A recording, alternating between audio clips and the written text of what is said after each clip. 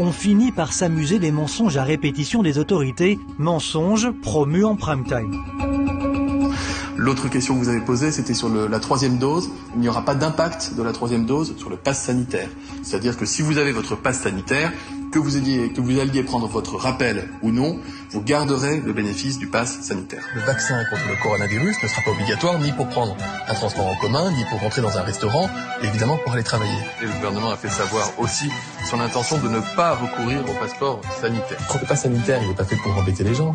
L'idée, c'est pas de fliquer les gens, c'est pas de les empêcher, c'est pas de les trier. Je suis contre ça, je suis contre le transhumanisme, je suis contre le pass sanitaire dans le restaurant, contre le pass sanitaire pour tous ces gamins à l'école. Non, on n'est pas en train d'installer un système de tri ou de sélection des gens en fonction d'un statut sanitaire. Le pass sanitaire n'est pas autorisé par la loi pour rentrer au restaurant ou pour rentrer dans une salle de cinéma ou dans un petit théâtre qui ferait moins de 1000 spectateurs.